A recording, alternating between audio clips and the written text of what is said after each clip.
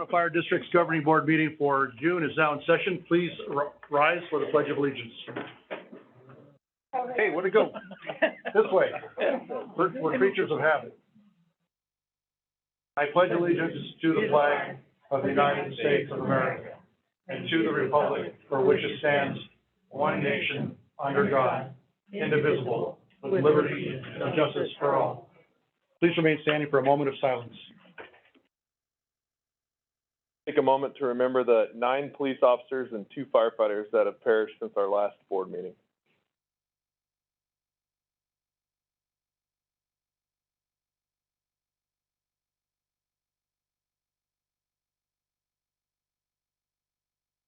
Thank you. Please be seated.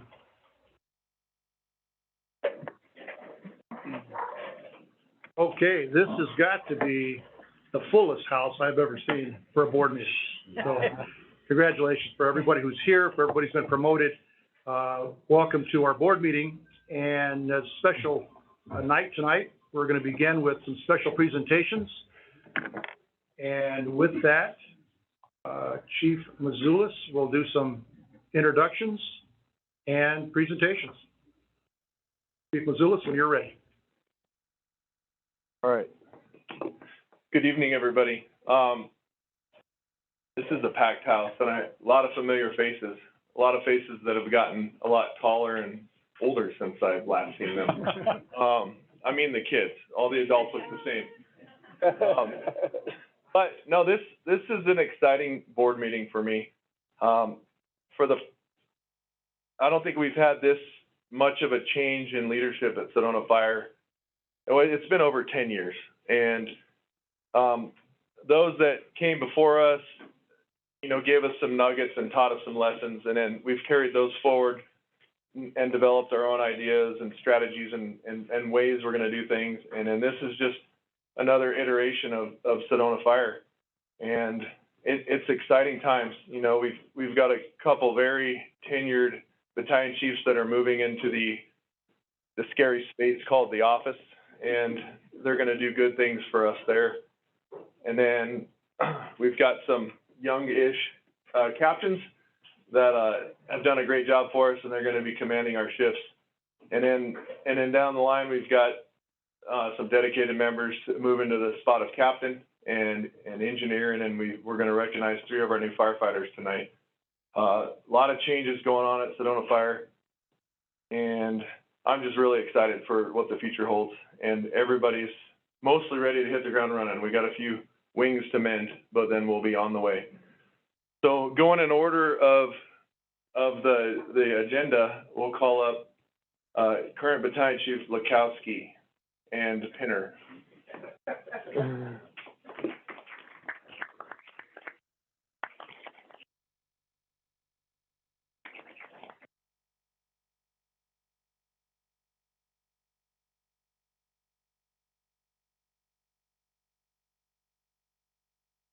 As he's moving to division chief and being pinned by his wife.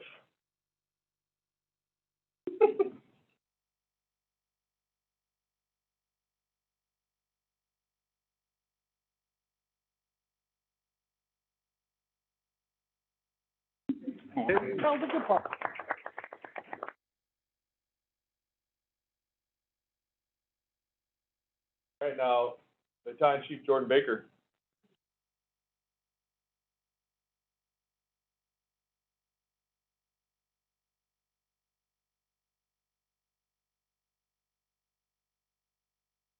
And another member of our organization moving to the office as division chief.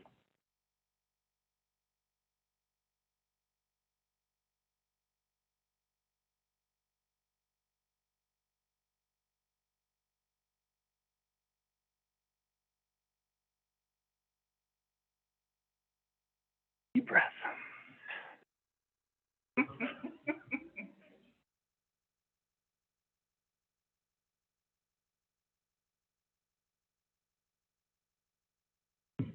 All right.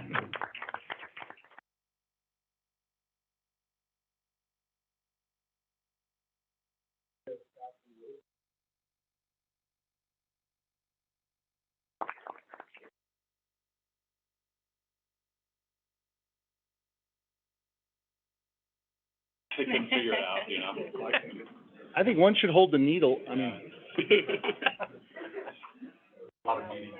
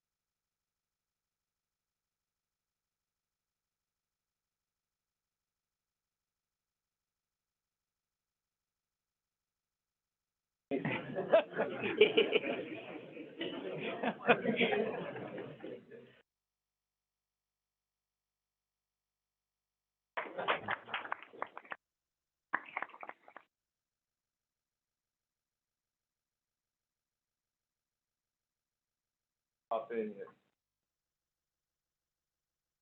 John Skate.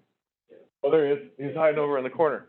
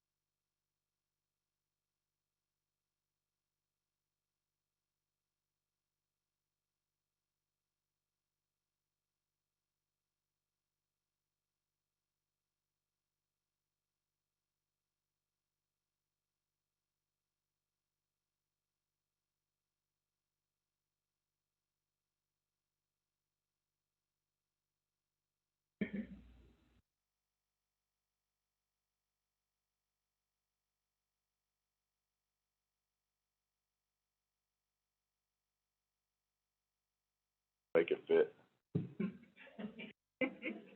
Ouch.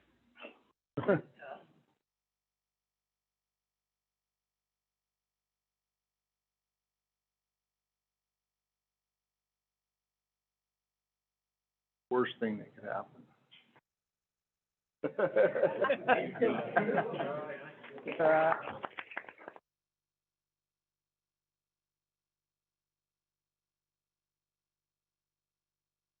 All right. John Zarita to engineer.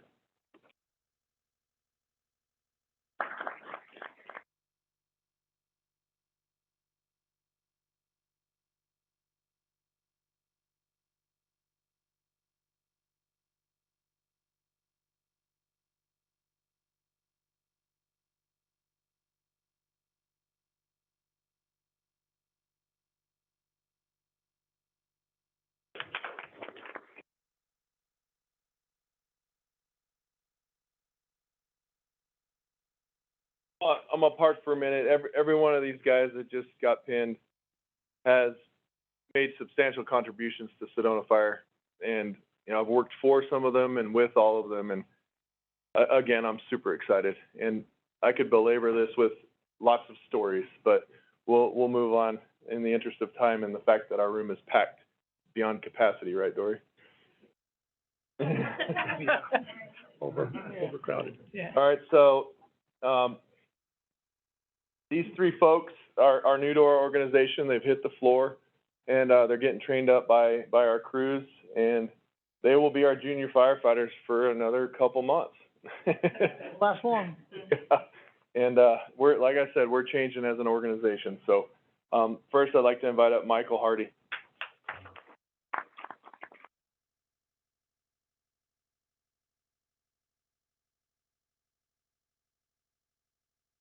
I'd be glad to. I'm coming. But these guys, I have to do a little spiel because they're new. Michael currently lives in Glendale with his wife Layla, correct? Correct. And, he's got a now 1.5-year-old son. Just about. Yep, and, associate's degree in emergency response, and, came to us from another organization, and where you did 8 years? Mm-hmm. Okay. Not to be mentioned in public. Oh, boy. This is one of those new shirts without a hole. Oh, there'll be a hole by the time you're done.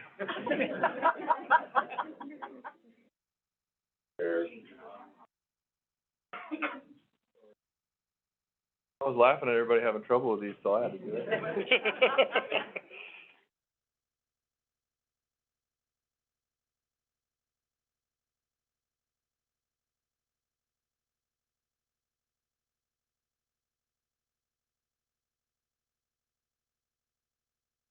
All right. Thanks.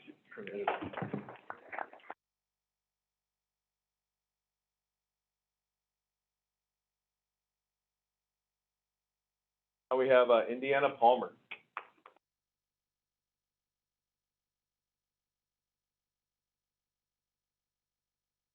Indiana moved here from Redlands, California, and you're still in Chino, or did you get kicked out yet?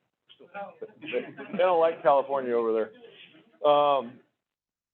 You guys have been married 5 years, congratulations, and, they're excited to be here. No children at this time. All right. Uh-oh. There you go. Don't hurt them. Okay. No. What's that?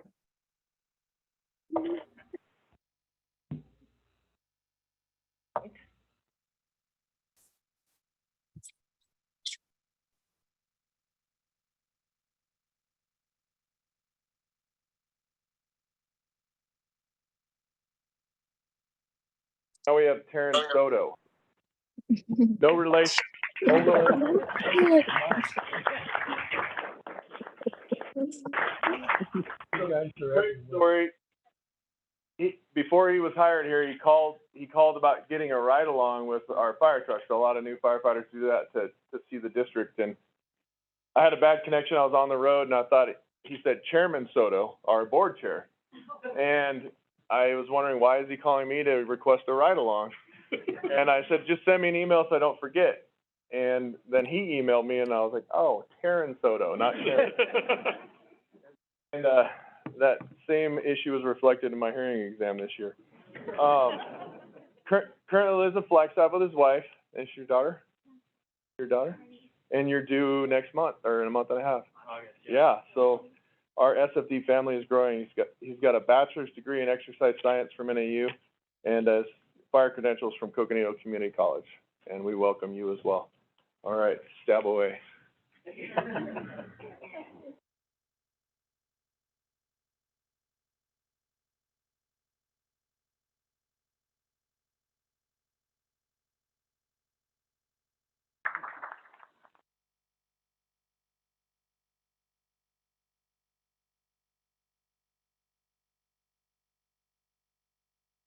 Years of service pins, and I'm just peering at the crowd. Looks like just Lars is here for years of service. Because you're always ready. So we've got Andrew Johnson. He's an engineer with us at Station 6. He was hired in 2008, paramedic, and then he was promoted to engineer in 2016. He's received the Customer Service Award and Unit Citation, and he's got his associates in fire science. And Andrew is not here tonight, but he's celebrating 15 years with us. We Lars, the unofficial mayor of Sedona.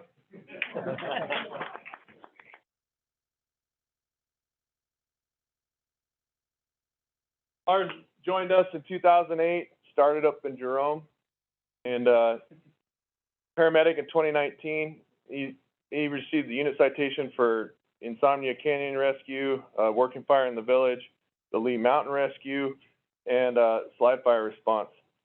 And he does a ton for us with our technical rescue program, and I joke he's the unofficial mayor of Sedona, but Lars is very involved in this community at many different levels and does a lot of work to get done to increase the safety and recreation of folks in our community. So, thank you. Thank you. There you go.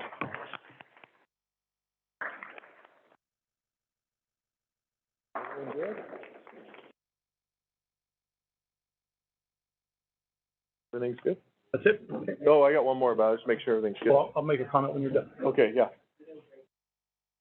And lastly, he couldn't make it tonight. We've got firefighter Jesse Cave, hired in 2013 as a reserve, became full-time in 2014, got his medic in 2019.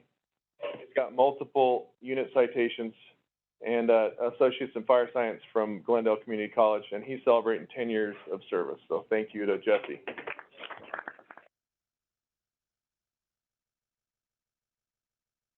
Thank you, Chief. Well, on behalf of the Sedona Fire District's governing board, congratulations to all of you. It's quite an honor for you battalion chiefs that have gone from battalion to divisions, from captains to battalion chiefs, engineers to captains, firefighters to captains.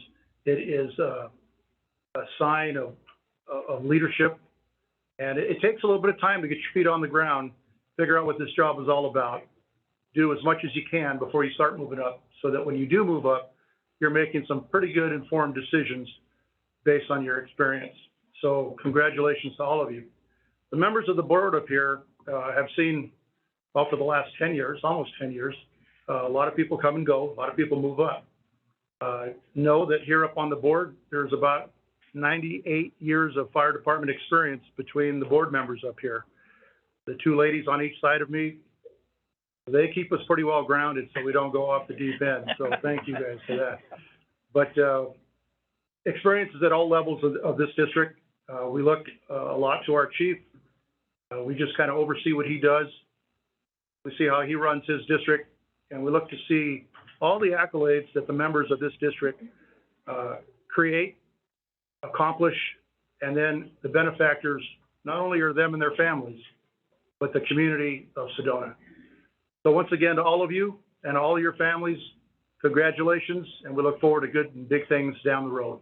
Congratulations.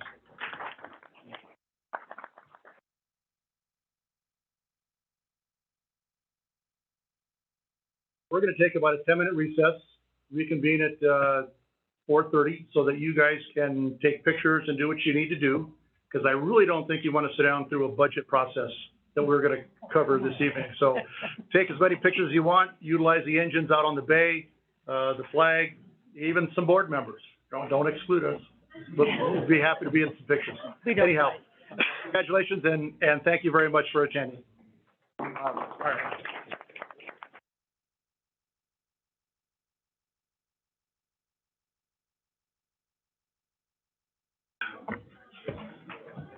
Oh, yeah, and Gabe too. You guys can take pictures with Gabe. Yeah. Alright, so go to Adobe. Yeah, Janet, okay, wasn't sure, alright. First time around, you did it, huh? First or fifth, one or the other. Yeah. Congratulations. Appreciate Oh, it. yeah. Congratulations. Thank you. Appreciate it. You hand them out. Yeah, we'll do. That's the, congrats, buddy. Thank you. Appreciate it. Yep. Well,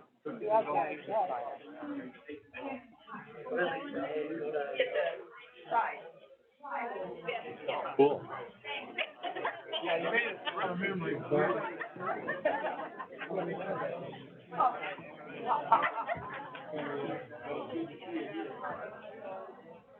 Yeah, you hit the little green button there, you just touch it, yeah, it'll turn red.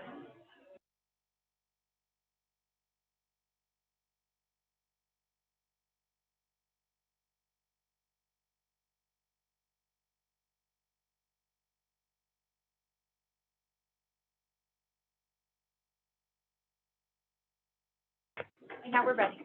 Okay. Chief, are you ready? Absolutely. Sedona Fire District's Governing Board is now back in session for our regular business meeting. And we begin our meeting with our budget hearing. And then we will go into our regular business of our monthly meeting. Okay. Chairman Soto? Yes. Would it be possible to, or appropriate to move up the, call to the public? We can do that if you like, yes. Okay.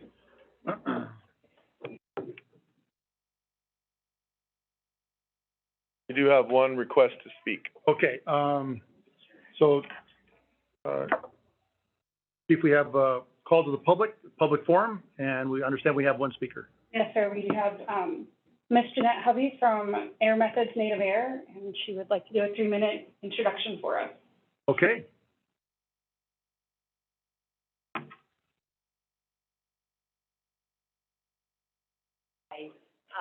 Thank you, Chairman Soto and board members for allowing me to speak. I want to say also that was quite refreshing. It's nice to see you guys building a fire department and having so many people wanting to move up and stay here and move up here. So congratulations. I think that's awesome. Thank you. Again, my name is Jeanette Hovey. I am a native of Flagstaff. I was actually born in the village of Grand Canyon on the South Rim. I'm here representing my company, Air Methods. We are the largest air medical transportation company in the United States, and we have 23 bases here in Arizona alone. I support, my title is an account executive. I support 7 bases in northern Arizona, and all are Native Air branded. We strive to hire local because they are committed to their communities. We spend local, we continue to serve these communities for decades more. Native 4 and 14 are in Prescott Valley with a rotor at each of the Yavapai Regional Medical Centers. Each of these has a helicopter with blood on the aircraft. So if we're requested for a scene call, they have it to administer. Native Air, which just opened at the end of 2022 at the Cottonwood Airport, is waiting for shipment of blood from the American Red Cross, so we should have that very soon.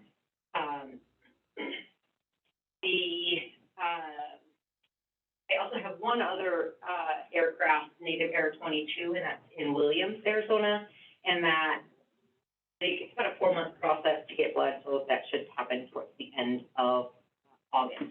So you'll have 4 technical aircraft that will be supporting this area.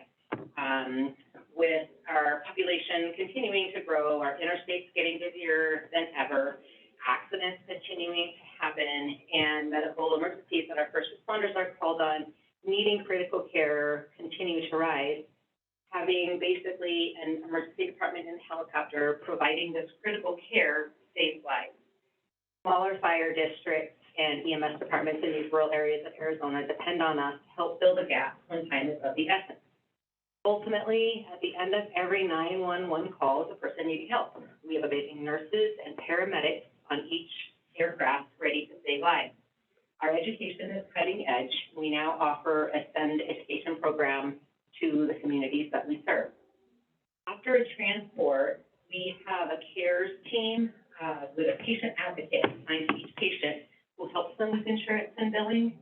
As of January 1st, 2022, the No Surprises Act protects patients from large balance bills and surprise costs related to emergency air medical care.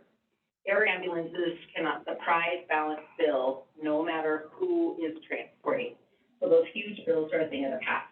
Air medical transportation is a covered benefit for both Medicare Part B and Medicaid patients. Beyond that, the balance of the bill will not be billed. The insurance deductible with in-network providers remains around $182 for the average in Arizona. And those, however, I have a girlfriend who has a $12,000 deductible, and she would probably be referred to our patient advocacy department because we don't believe we'll be able to take that deductible right off the bat. So that advocates work with you in a single call to determine what is feasible for a person to pay. A person that is totally uninsured gets an average of $143 for the bill for transport.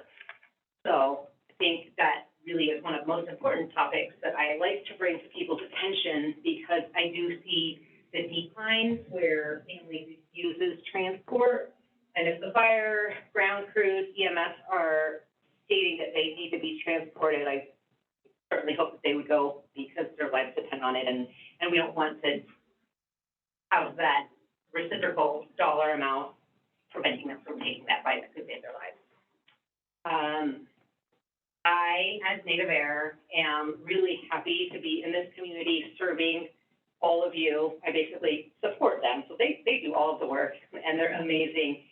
We try to build the relationships with the ground crews, because the more that we work together, the better off every scene, accident, or incident that we come upon. The patients have better outcomes.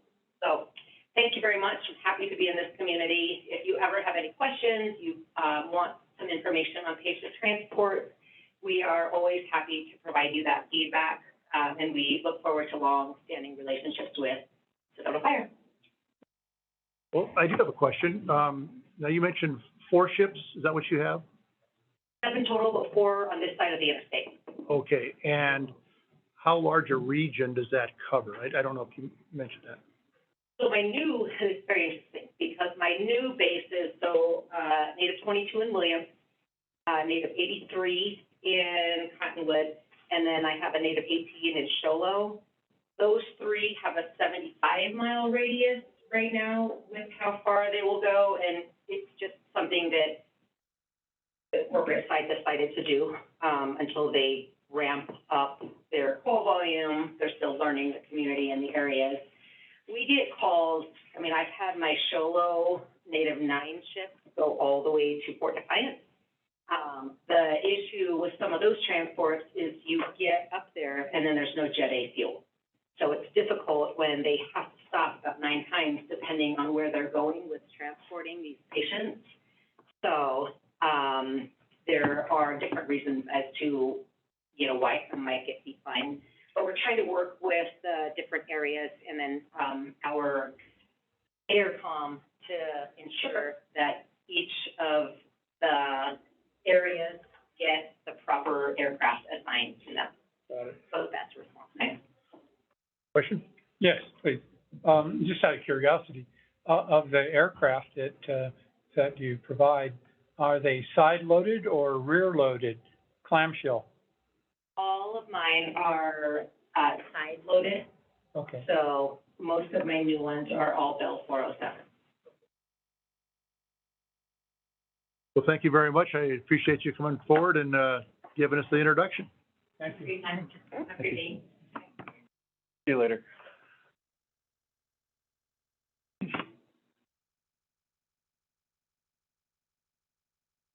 Okay.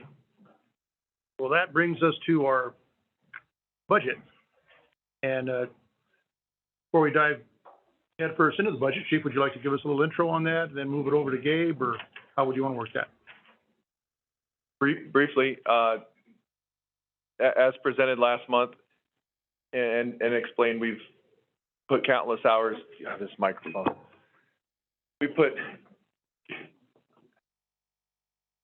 Staff's put countless hours into working on this budget, following the good principles of financial management and fiscal management, and working with JVG. And I just want to reiterate the fact that we don't operate in a bubble.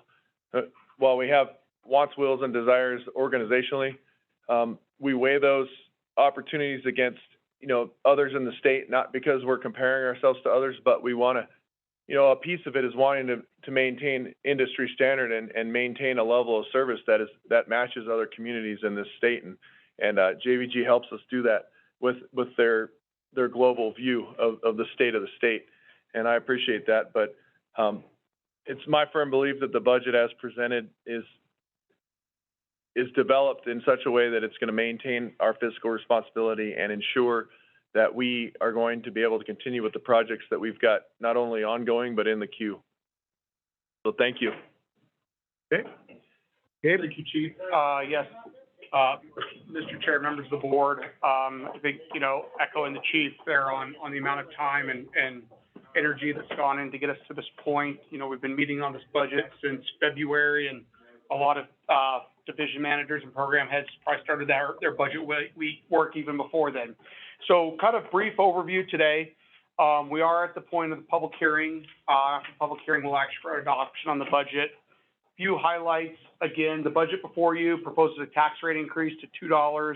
It's about an increase of 1.7 million in tax revenue. That increase in tax revenue is also being driven by our little over 5.2% increase in assessed value.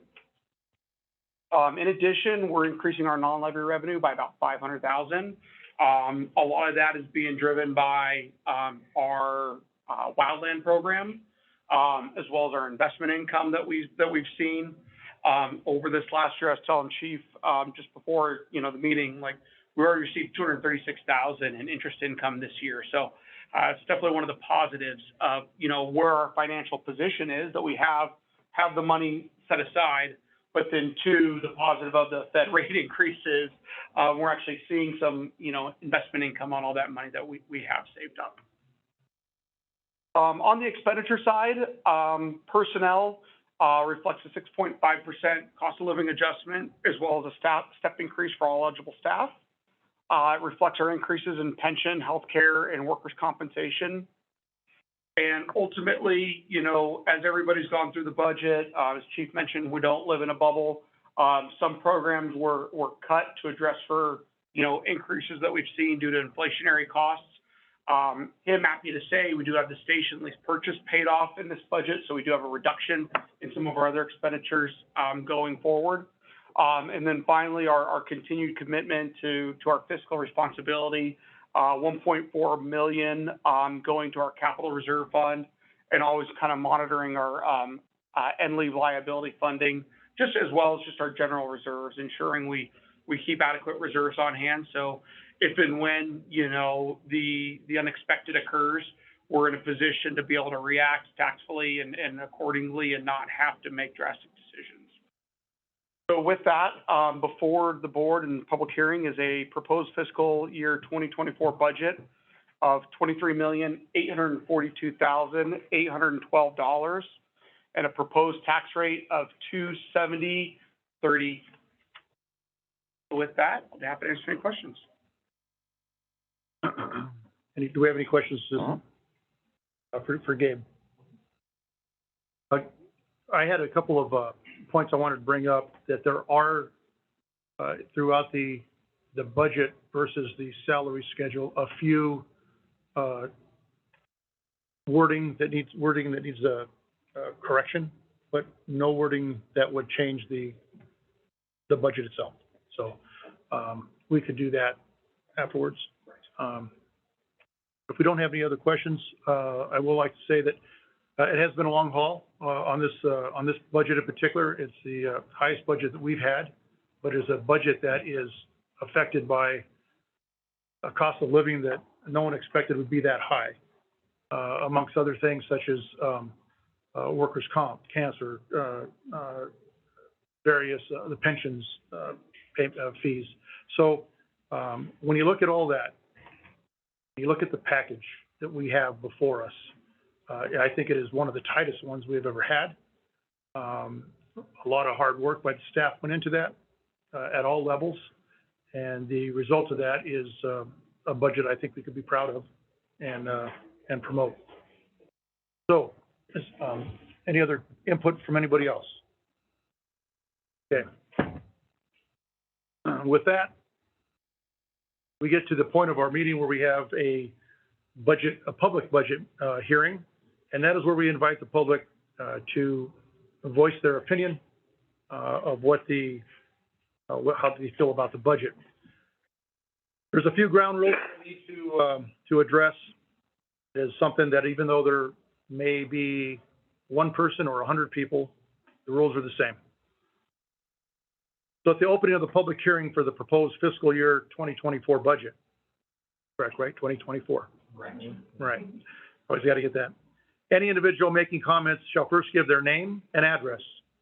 This is required because an official record of the public hearing is being made. It is not necessary to be a proponent or an opponent in order to speak. Anyone disrupting the proceedings may be subject to removal from the meeting. These rules are intended to promote an orderly system of holding a public hearing to give every person an opportunity to be heard. So at this time, are there any members of the public that would like to speak? There are none. With that, makes it easy because after the hearing of any comments and responses from executive staff, I can now close the public hearing portion of this agenda. So this meeting is now, this hearing is now closed. Okay? So as a result of that hearing now being closed, we get to the discussion possible action for the proposed fiscal year 2024 budget. Resolution 2023-01 is to be read. Approval for fiscal year 2024 budget also includes the salary schedule and the PSPRS funding policy, correct? Okay. So, I will read the resolution and then a motion will be made as a result of that. Resolution 2023-01, approval of fiscal year 2024 budget. A formal resolution of the governing board of the Sedona Fire District to adopt the 2024 fiscal year budget of $23,842,812 to encumber sufficient funds to cover outstanding items, purchase orders, checks, etc., from the previous fiscal years, less any cash and liability reserves, and to encumber any carryover amount to offset taxes, less any unreimbursed stop/loss payments, and any adjustments for uncollected out-of-district fire revenues incurred prior to June 30th, 2024. Establishing the balance to be utilized as our fiscal year end reserve fund balance as per the Sedona Fire District Policy 2014-02 fund balance. Whereas Arizona Revised Statute Title 48 requires the Sedona Fire District to prepare an annual budget that contains detailed estimated expenditures for each fiscal year and that clearly shows salaries payable to employees of the district. And whereas the budget summary has been posted in 3 public places to a complete copy of the budget published on the district's official website for 21 days before the public hearing. And whereas a public hearing was held on the proposed 2024 fiscal year budget on June 20th, 2023 in compliance with state law. And whereas the Sedona Fire District wishes to encumber any carryover amount to remain in the general fund as our fiscal year-end reserve fund balance to be maintained to allow the Sedona Fire District to continue providing service to the community in cases of economic downturns and or unexpected emergencies or requirements, and to provide working capital in the first several months of the fiscal year until sufficient revenues are available to fund operations. Therefore, it is hereby resolved that the Sedona Fire District Governing Board adopt the 2023 fiscal year budget of $23,842,812 at a tax rate of $2.70. The correct amount is 2.7030, including the 2024 wage scale, and encumbers sufficient funds to cover outstanding items, purchase orders and checks, etc., any cash and liabilities reserves, and any carryover amounts to offset taxes, less any unreimbursed stop/loss payments, and any adjustments for uncollected out-of-district fire revenues incurred prior to June 30th, 2024, to remain in the general fund as our fiscal year-end reserve fund balance. So, a motion to be made to approve. Make a motion to approve this budget as I just read in this resolution for the fiscal year ending 2024. Do I have a second? Second. Okay. Any further discussion? Okay. All in favor of this motion, say aye. Aye. All right. Any opposed? There are no opposed, and let the record reflect that it is a unanimous vote to approve the motion so that the budget for fiscal year 2024 is now approved. Thank you. Thank you, guys. Okay.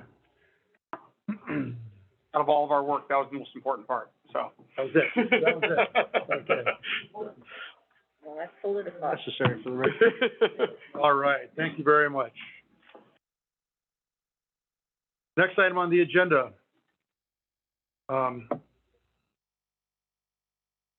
It is the consent agenda that carries the May 16th, 2023 special meeting and the executive session minutes. We already accepted the salary scale in the public hearing, but this will also include the acceptance of the pension funding scale. So do I have make a motion to approve the consent agenda? Do I have a second? Second. Okay. Any further discussion? All in favor, say aye. Aye. Any opposed? Consent agenda is approved.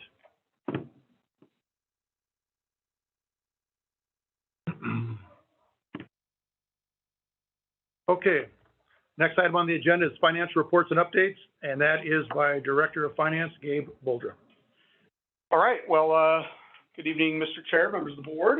You guys have the May financial report in the packet. Starting off month of May, our tax levy revenue is at $788,000. We were under our projection by about $129,000. Really just function of timing. We're over from a year-to-date perspective. Non-levy revenue is at $224,000. We were under budget by $129,000. Wildland revenue makes up about $100,000 of that variance. We've not had a deployment yet. Again, understand that that doesn't affect our budget. We have associated expenses, so it doesn't impact our operations. But ambulance revenue was under budget for the month by about $20,000. So just something to kind of note that we've kind of, and even year to date, we're a little bit behind on ambulance revenue. On the expense side, I'm happy to report you can see there our total expenses across all major categories are $1,374,000. And we are under budget by $81,000 in totality. You can see personnel under budget by $63,000. Both buildings and vehicles and equipment are both under budget by about $14,000. We did have an overage under communication expense of $22,000. That's kind of carrying over year to date as well. It's really just a lot of our communication expense driving over from what we projected. Those increases have been addressed in the budget that you just adopted. Year to date, we are, yes. Is the projected carryover, I have no reason to believe we don't have enough carryover. Oh, we have more than enough, but correct, yes. It's not to worry at this point. Right, and to the point here, Mr. Chair, is right now we're at $21,453,000 in total revenue. That is over budget by $503,000. Again, our wildland revenue and our investment income are the big drivers of that $430,000 overage. On the expense side, we're at $17,626,000 in total expenses, which is actually under budget by $184,000. So overall, we're under budget by $184,000. We have about $430,000 in more revenue than we anticipated. So, you know, that delta nets us about $600,000 more, $680,000 more than what we had projected from a budget standpoint. Got it. Okay, super. And then just last kind of piece on this is we've got 1 month left in the fiscal year, and actually at this point about 10, 11 days. Looking good from a year-end perspective. As far as, next slide. Sorry. As far as percentage, we've expended, it says 89%, with 11% remaining. And then as far as breakdown, on a cost, personnel are highest, 85%, followed by operations at 7%, communication costs are at 5%, and managerial are at 3%. And then finally, year over year, we ended the month with $15.9 million total cash on hand. It's actually a slight increase from last year of about $18,000. why, you know, you say would ask with, you know, the increase in revenue over expenses, why would we have such a small increase in our cash position? Well, if we look at our other assets, those increased from 22.8 to 25.7. And so we have just about 2.5 million in new investment in new assets, over year. And so while some of that cash was obviously planned, this additional overage caused us to not have to spend as much of that cash for capital as we had initially intended. And then finally, total liabilities increased slightly from 31.2 to 32.5. And really the biggest driver of that increase, other than our pension, is a new lease standard in accounting. And so before we had some operating leases that were not recorded on our balance sheet. We just record those as monthly expenditures. When we made lease payments, a new audit standard required us to kind of start reporting that liability balance on our financials. That was picked up during the audit? Okay. Yes. Okay. Yep. So with that, I'll be happy to answer any questions. Do you have any questions? Okay. I think, one thing to commend staff also is the fact that those who were before us, in putting the groundwork for Fire Station 6, that is now paid off.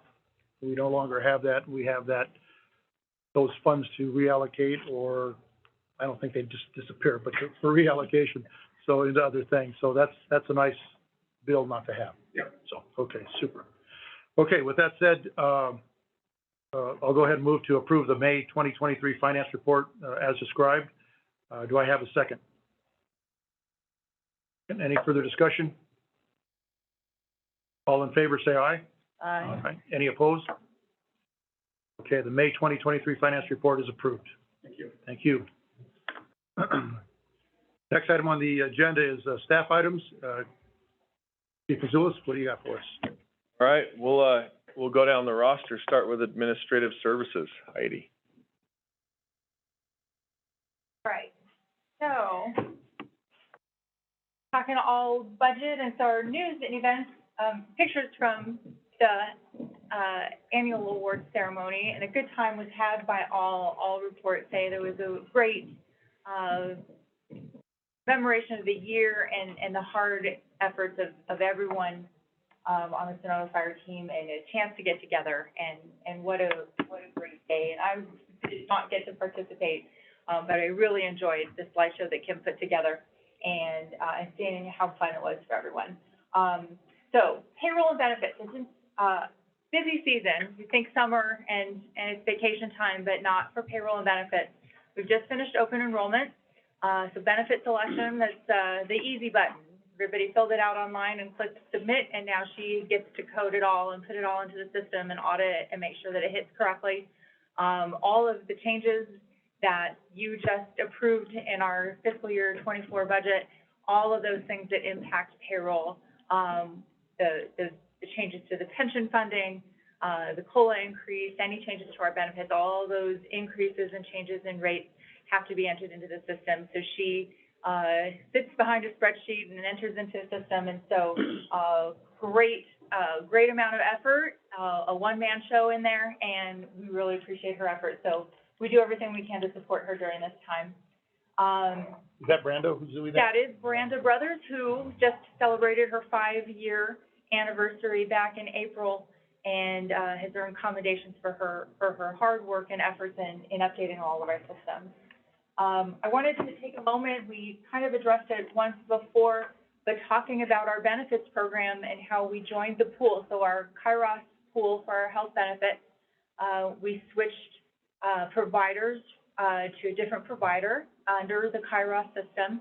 And a lot of the hospitals, doctors renegotiate every year. And one of the major hospital systems that benefit our members, that negotiation went down to the wire, and Kairos and their team with our provider, United Healthcare, really negotiated for members, for individual members, and they were able to resolve that contract, and now that key hospital is still available to our members to use under the contract. So we like to report those wins because they're challenges, and it was a little scary, and it made it be a difficult situation that many were facing, and that's had a positive outcome. So we want to support our partners with that. We have a new employee assistant program membership coming on board. Chief McDougal has reported on it before. Start moving on counseling, and they are scheduled to come in July and meet with the crews and the staff and explain their process and find out what all of the particular needs of membership are that'll be different from operational to administration to support. And so they're really dialed in and getting with us to make sure that they're providing us an excellent service. And so to say we're already off to a great start. We're really excited to be participating in those. I kicked that one up to the top because the annual award celebration, the pictures were right here. I'll just do a quick reporting on what our open recruitments are. Status updates might come from the departments they're under. As you saw, lots of promotions, new fire crew, and the joke about they're only going to be booters for a couple months because we have an open firefighter recruitment. So good number of applications. They're vetting that. Chief will probably talk about that some more. We do have that vacancy in administration. So our administrative generalist had resigned, and we are looking at how to fill that vacancy, not with just plugging a person into an open position, but really evaluating the needs for workflow and really growth of the department and how we can better meet the needs to serve the mission of the district. So that analysis is ongoing. And then CRR has a vacancy for a fire inspector, and that job analysis is going forward, trying to get that up with the competency model that we've used for the rest of our positions, so that we get really the best fit that we possibly can for that position to also serve the district and the crews on site. And with that concludes my presentation. I'm happy to answer any of your questions. Any questions? Okay. But we did have a good time at the awards banquet. That was a great show, and our thanks to Brenda for all her data input that she'll be doing. You bet. All right, thank you, sir. Thank you. Chief? I always get confused with that part. You're next. I gotta go back. I know, right? So I Says it right on Kim's thing right here. You're next. all right, so being it this month, and I'll be reporting out for human resources going forward. So, we can, Heidi and I got a little bit of duplication right now, but that's the way it goes until we get it figured out. So I'll try not to make it very much, but I'm like a notes guy, so I gotta stick with my notes. Couple cool things, accomplishments, and major efforts for Keona this last month for HR. She got to be a panelist for the Administrative Professionals Training event in CAFMA. The panel topic was Welcome to the Fire Service, Navigating Fire Service Culture. So that was pretty cool that she got to participate in that. And we have 48 successful applicants for firefighters.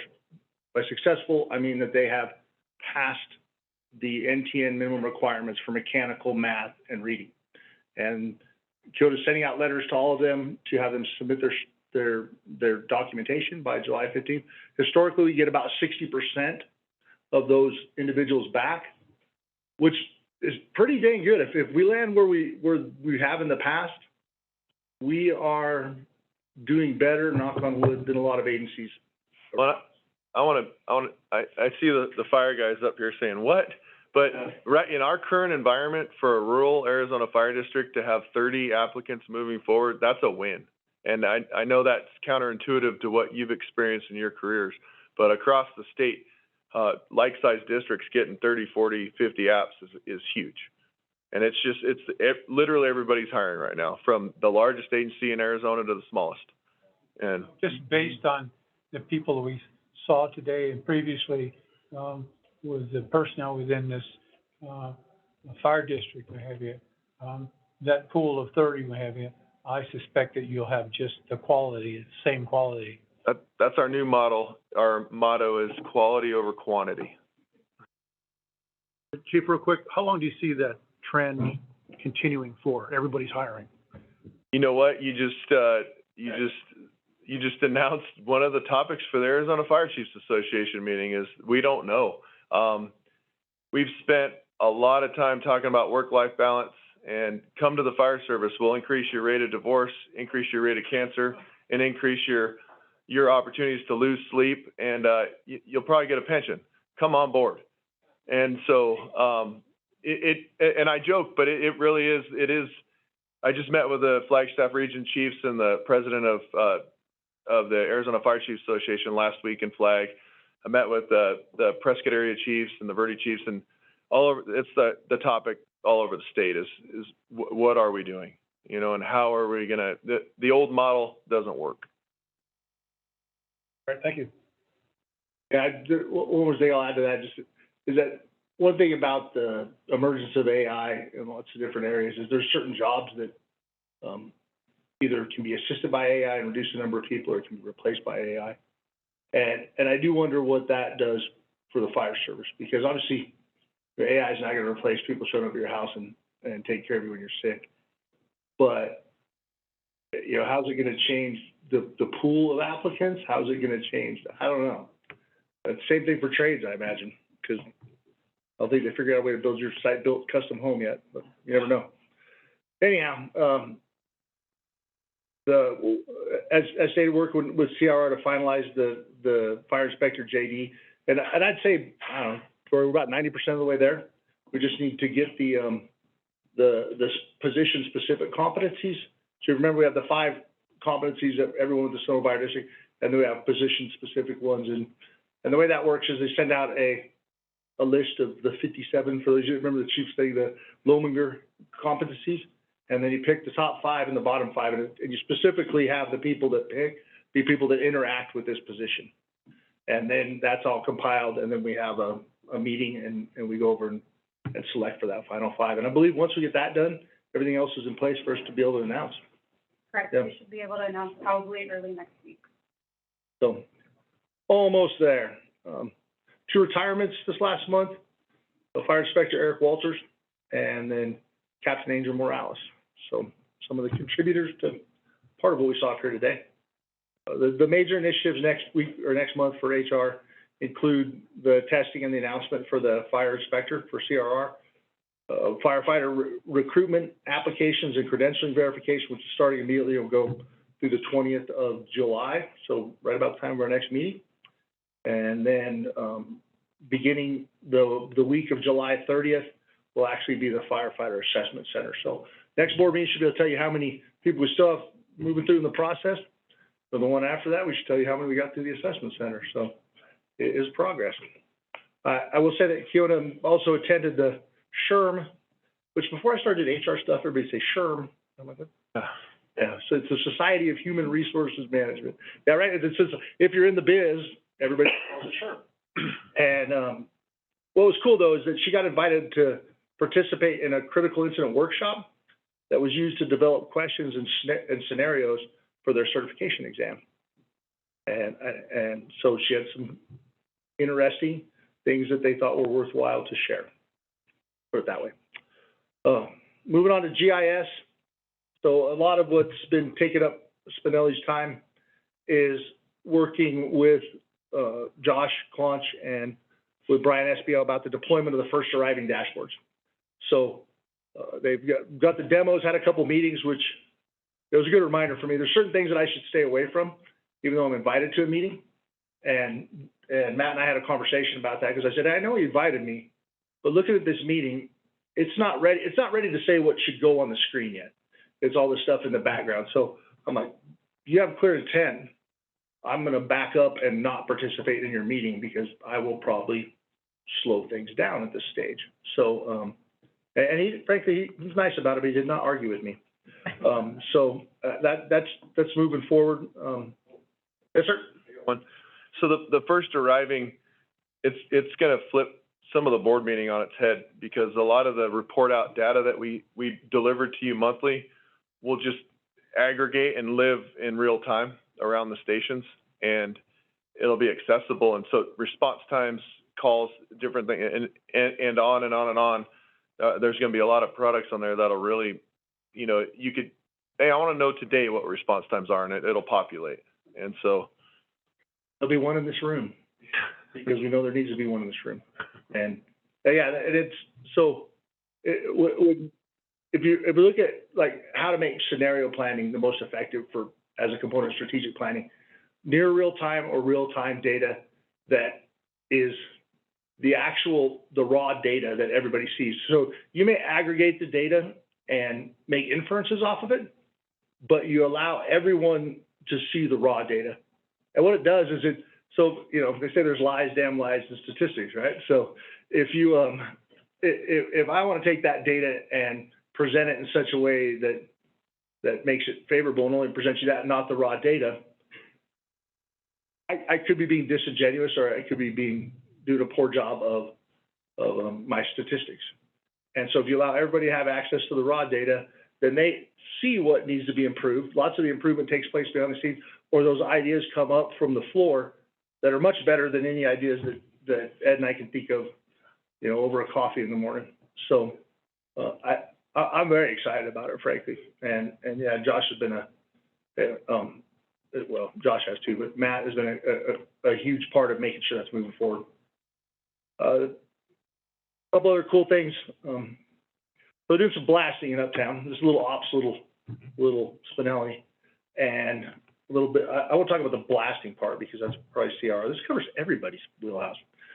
There's roads that are closed, and then there was ways that we need to find out exactly if we need to close trails, and they didn't have the information. Josh got it to them. I'll let Dory talk about what that information did for them.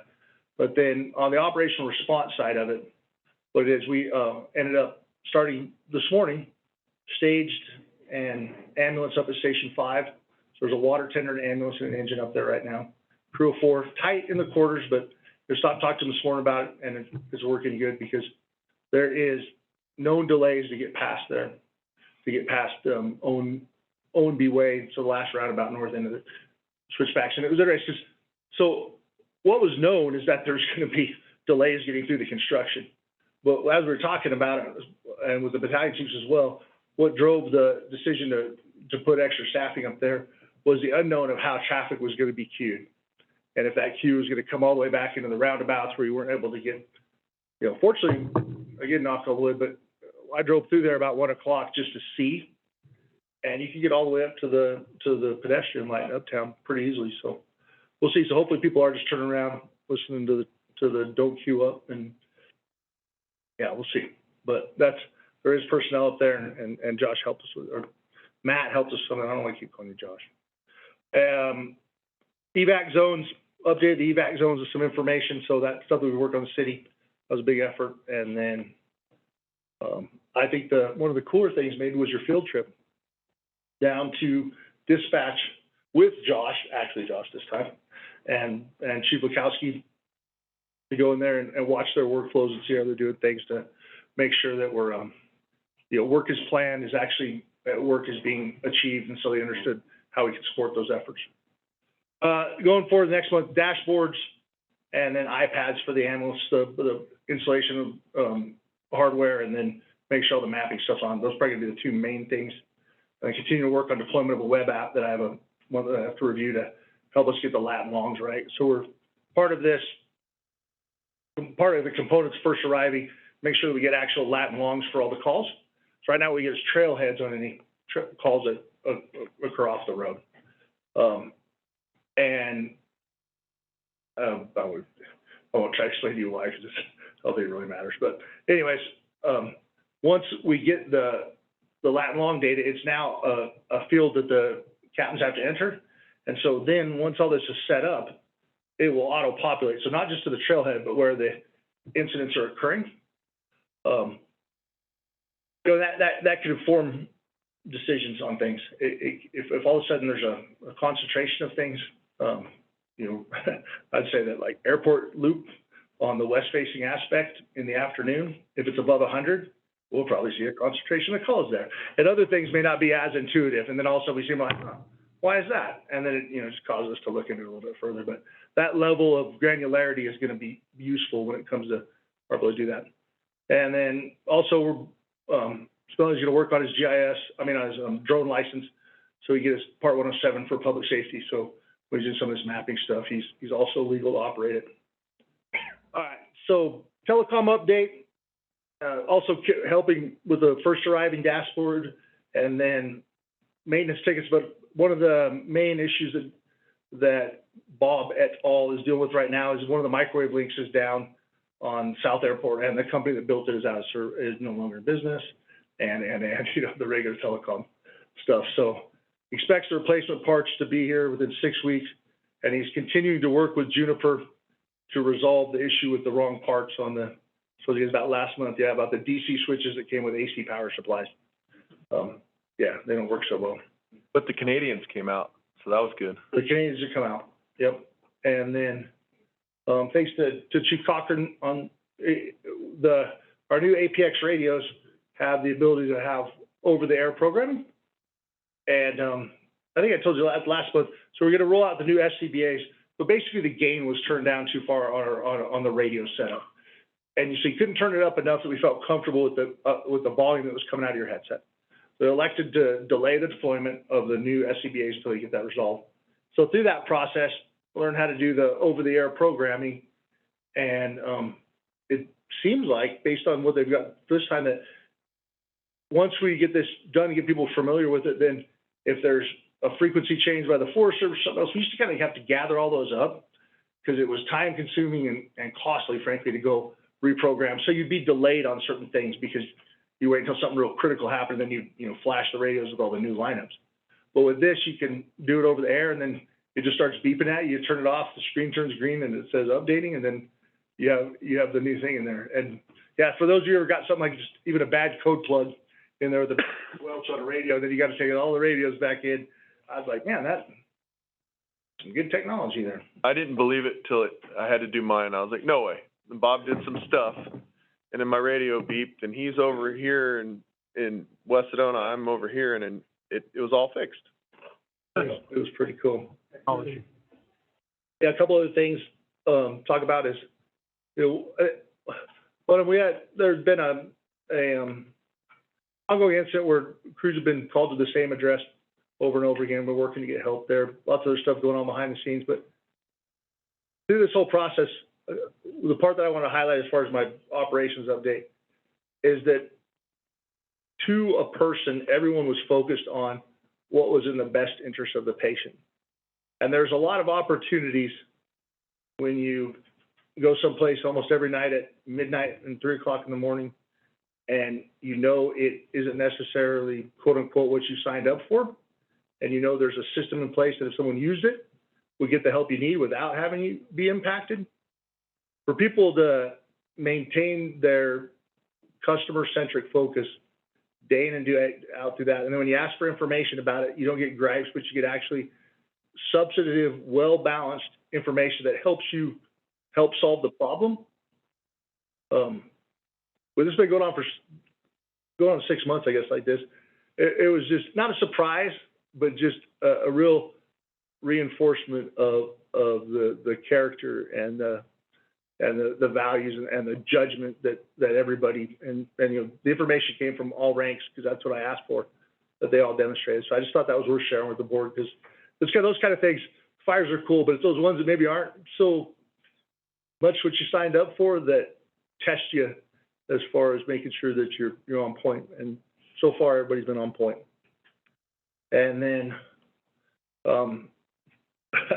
finally, the last thing was a special project. So over the next couple, I don't want to put time on it myself because I might lie, but there's a lot of special projects that are being done by operations individuals, you know, from doing hydrants to, you know, Brian Espiow doing all sorts of stuff with our staffing programs. And historically, they haven't really gotten a lot of credit for those, and there certainly hasn't been a way that they got credit for them when it came to promotional exams or other things where there's a supplemental job description that said this is what this person does, this is what they're accountable for accomplishing, blah, blah, blah, blah, blah. And so working on doing that. Phase one was doing surveys and getting an accounting of what everybody's doing right now and the amount of time it takes. And we want to make sure that there's equal, you know, dispersion of workload, that the complexity of the work is considered of rank, of how busy their station is, other things like that. Well, most importantly, that people that are doing something above and beyond, you know, when they could be, you know, logging some recliner time, they're working on something that benefits the district, and they're doing a really good job on that project, that they get credit for that work. they get credit in a way that reflects on promotion and everything else, because frankly, I think that's the type of behavior that we want to see promoted. So phase one of that was getting the surveys done, got that back, and then phase two will be asking some pointed questions about what the deliverables and all are and all those, so we can kind of triage how things are, the complexity of the different projects, and we'll keep working through this in the next few months, but I think it's gonna help us ensure that things are there's a clear transition. If somebody's moving off of a project, someone else will have that lag time because we have a memorialized process, and also that people are getting credit for the work they're doing. So I think that'll be pretty cool when it's all done. Anyways, that's the end of that. Is we give a quick fire update, but you can go ahead. No, I was gonna ask questions when you're. Okay. Yeah. So weather started to change, right? It's warmer, windier, drier. But National Weather Service today talked about this extending at least to the 14-day forecast. So they don't really see any precipitation in sight. A lot of the areas around here went to high fire danger. There was some prescribed fire plan for up on the rim that on the Kaibab that they've neglected, or that they've elected, sorry, not neglected, not to engage in until October now because of this. There's not a lot of competition for resources. Not a lot of things escape an initial attack. Was an increase in man-caused fire, or what do they call them, man-caused fires? Human-caused fires over the last week, and I think one of the more interesting things that matters for us down here in the brush is that the live fuel moisture in the Manzanita dropped by about 20%, and down to 81. So when it gets down to about 70, 75, then it will burn, even if it's green. Things like Manzanita and Turbinella and stuff like that. So that's a big drop in 1 month of, so what that means is that green up is over. So all the moisture that's in the ground that went up into the branches, it's now leaving. How quickly it leaves will kind of set us up for when the brush is available, but no surprise, it's that time of year, it's trending that way. We do need this high pressure that's in over Texas right now to move. Because as long as that stays here and we're on the west side of that, we're going to stay in a dry pattern. So that'll drive our fire season. End of report. Do you have any questions for Chief Coyle?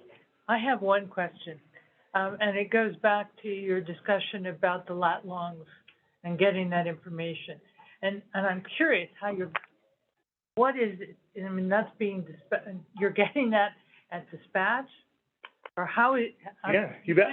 How you're getting that information? So ever since, it's probably been 10 years now, there's a thing called Phase 2 Wireless.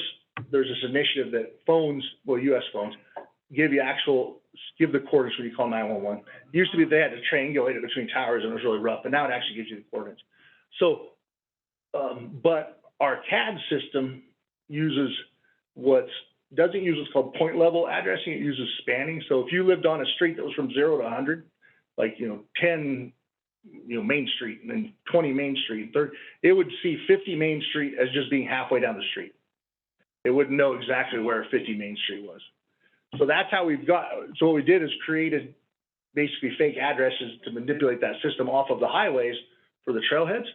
And that's how we did it for a long time. So it would just show up the point at the trailhead, and that's what went in. But now we're taking that Phase 2 information, and there's a process that Matt put together that they'll use to verify the information, and then they'll put that into the emergency reporting system. So then it will be able to be projected onto the maps. So we'll be able to see actually where the call occurred, not just the trailhead that we're called to. Yeah. Is that like dropping a pin on GIS? Yeah, I'd say it is. Yep. Dropping a pin. Yep. And we have the capacity to do it in the field now to when we're in the emergency to locate it, but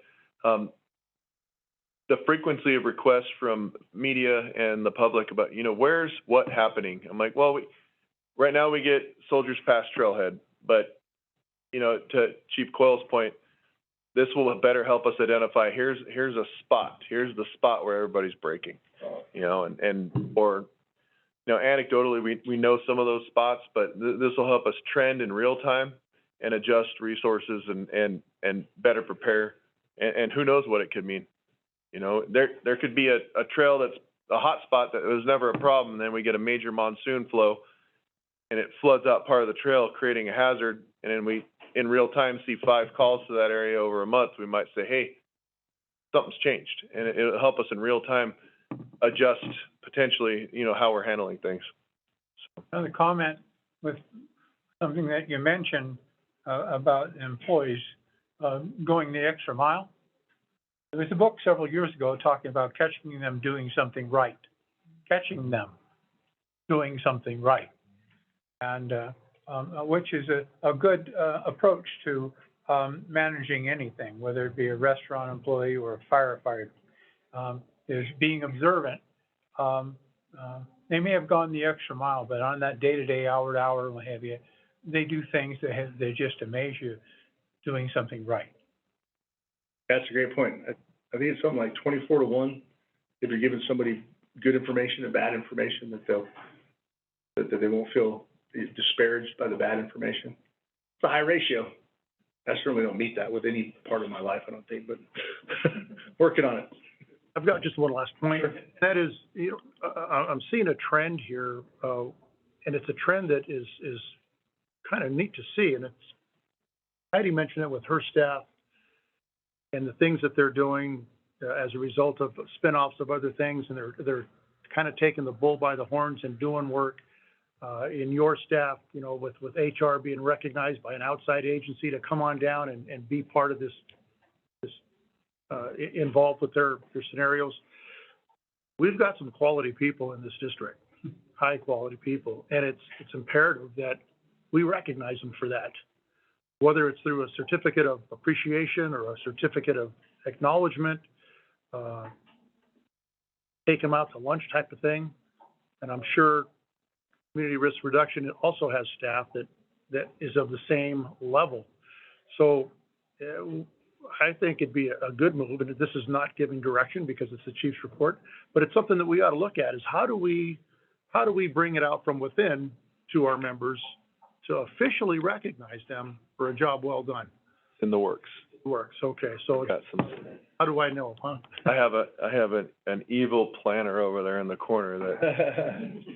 But you know, it's a lot of self-starters here, a lot of people that are highly educated and are willing to go the extra mile.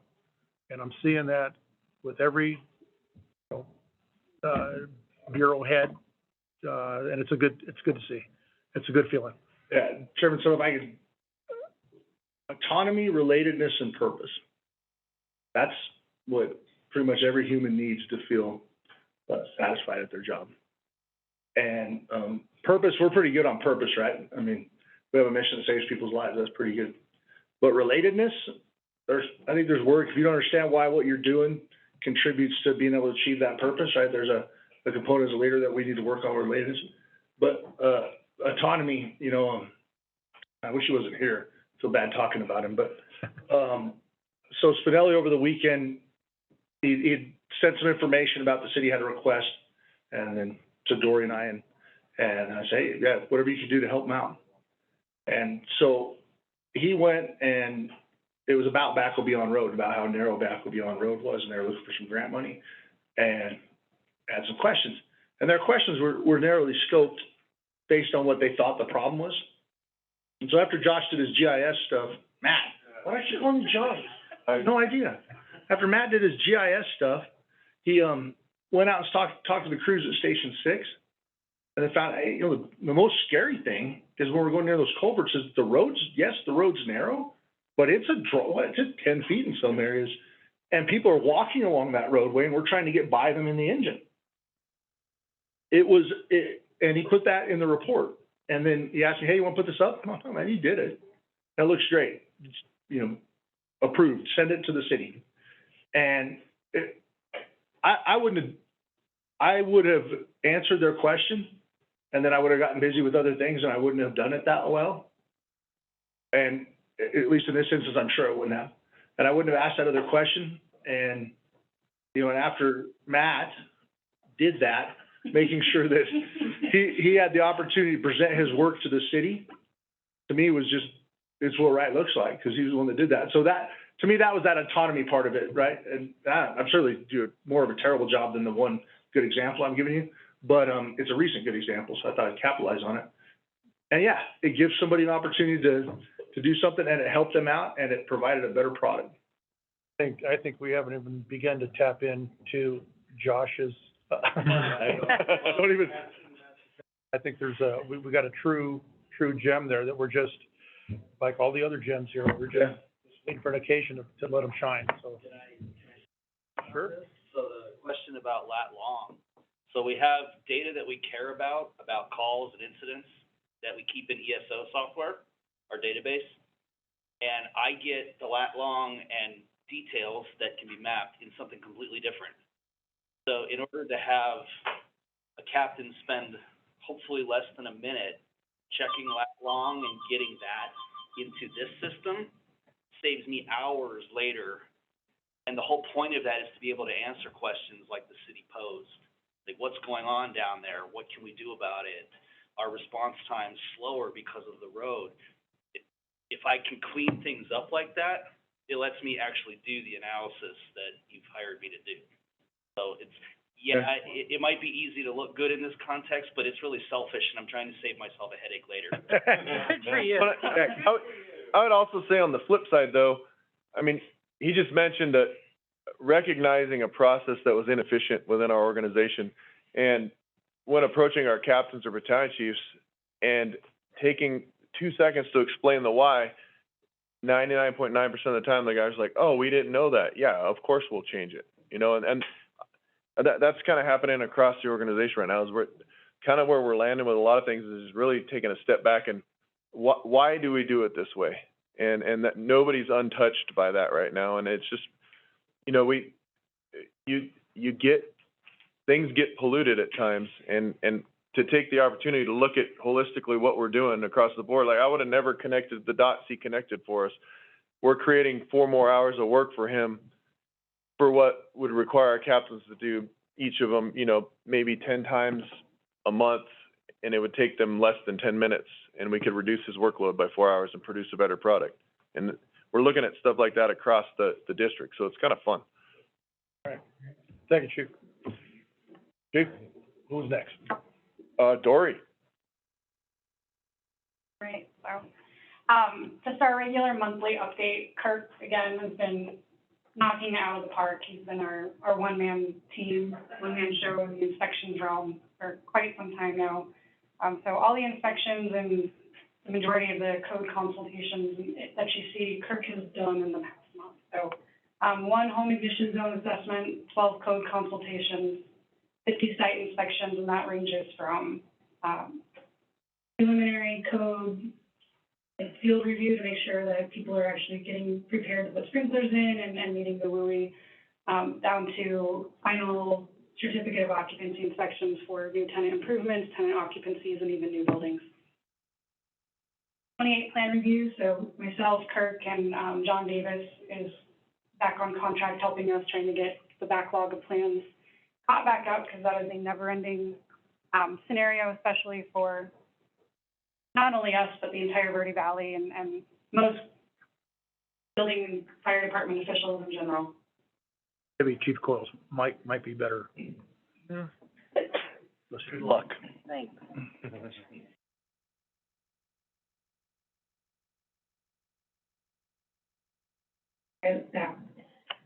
Notable event.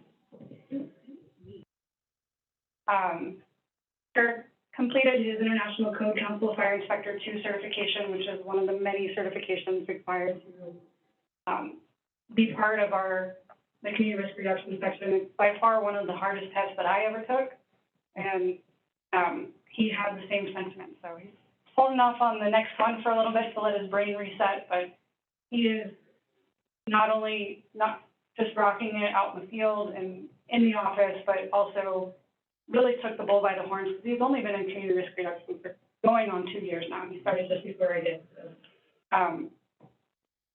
So he's doing great. Airport Fuel Farm is kind of at a soft opening, and we started allowing fuel into that right about the time the Miller fire started, which worked out good because the heli base was set up there. So less fuel was being trucked up and down the hill, and it's definitely in a safer, more modern fuel farm. The next one, as Chief Coyle mentioned, is the State Route 89A blasting. They have Fisher Engineering from Fisher Industries from Phoenix are gonna be the blasters for this project. We've been working really close, and I actually know Josh, the main blaster from my time at Phoenix.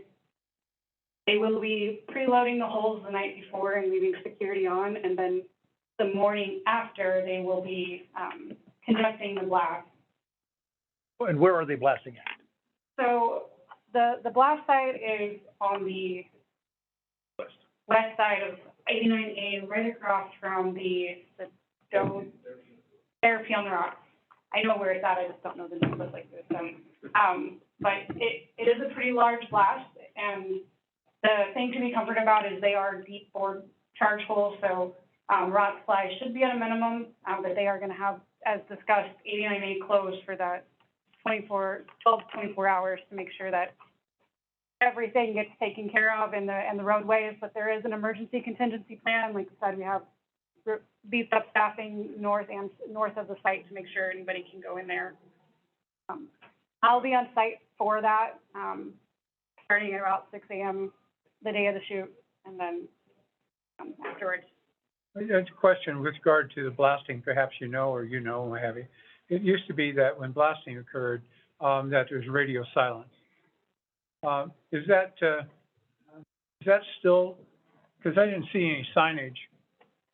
So the modern technologies in blasting and electronic detonations have changed significantly.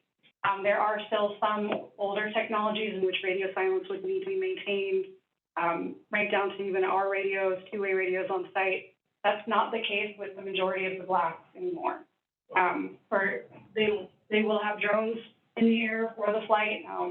Working with Chief Cochran to maybe have our drone being flown also that morning, so we can get a little bit of flight and footage for that, because we do have more blasting coming up in district later in the year, most likely. But yeah, the two-way radio thing it's not a thing of the past, but it's definitely not as prevalent as it used to be. Yeah, and I think to add on to what she said, there's a lot more deck cord, a lot less caps. So they don't have to do anything until the last minute about. One of the other notable events is we finally got the total tonnage from our canyon cleanup days. This was over 31 tons of combustible yard waste, which is our most ever collected.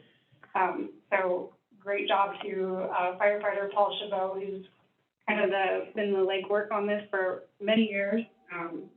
Jarrett Harbour helped out quite a bit, and then also Kirk Riddell. They were on site both weekends and running all the equipment and everything. So also a special thanks to the City of Sedona for helping us choose and use Bosty Grounds Park for the West Sedona one, as well as their chipper and signage. And then United Equipment also. So next month I should be able to have the full report out with hours that were conducted by the citizens of Sedona, how many hours they put in, how many trips back and forth for drop off.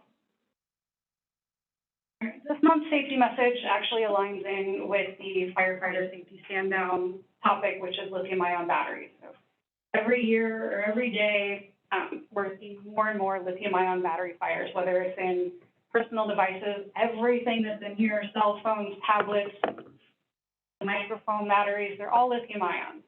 They're great until they're not, and they're compromised, or not charged and maintained properly. So just this morning, actually, in New York, there were 4 people that were deceased and 2 others significantly injured from an e-bike fire, which we're seeing more and more. And that's just today. In the past 10 days, there's actually been, I'm trying to remember, about 15 fires between us and Canada that have resulted in fatalities or significant in the ICU and not 100% sure if they will make it. So, which is why I went ahead and used that this month as our safety message as well. So some things that we can do for ourselves with our own consumer products is make sure they're stored in a, charged and stored in a cool, dry place. Don't leave them charged for too long. Your cell phones, try to keep them charged during the day, so when you're asleep, they're not plugged in. Same thing with laptops and then tablets, because they do get hot and catch fire. So sleeping with your phone under your pillow, on your bed, even having it on the couch can cause problems. E-cigs or lithium-ion batteries, we've seen those explode in people's hands and pockets and other locations, causing significant injuries. Making sure that if you do have charging stations in your home, that they're not next to your exit doors from your home, because they do spread quickly.